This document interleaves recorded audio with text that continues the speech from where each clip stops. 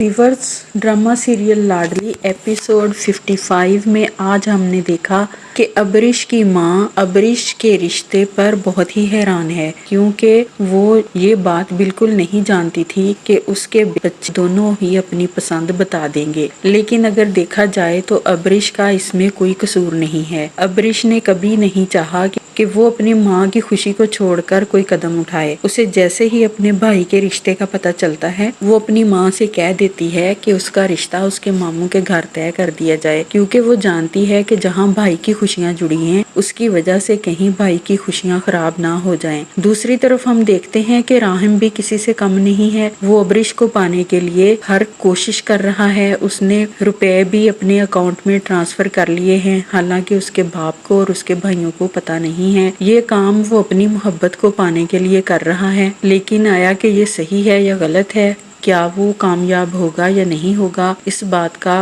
वक्त ही बताएगा। तीसरी बात, सुंदस और नाजो का मुकाबला है। सुंदस का तो कोई मुकाबला नहीं है, लेकिन नाजो सुंदस को बिल्कुल भी अच्छा नहीं समझती। वो उसे घर में बर्दाश्त नहीं करती। अब जबकि अरसल और सुंदस घर से गए हैं सुंदस के वालिदैन के घर, तो नाजो ने तब भी अपनी बातों का जाल बुनकर माँ को भड़का दिया और घर में फिर लड़ाई की नौबत आ गई। इस बार तो इसहाक ने भी इसमें हिस्सा ले लिया। बगैर सोचे समझे अरसल पर बरस पड़े। अगली किस्त में हम देखेंगे सुंदस अपने वालिदैन के पास गई हुई है। वो बताना नहीं भी चाह रही, लेकिन उसके वालिदैन एक बात को नोट कर रहे हैं कि उनकी बेटी बहुत उदास है।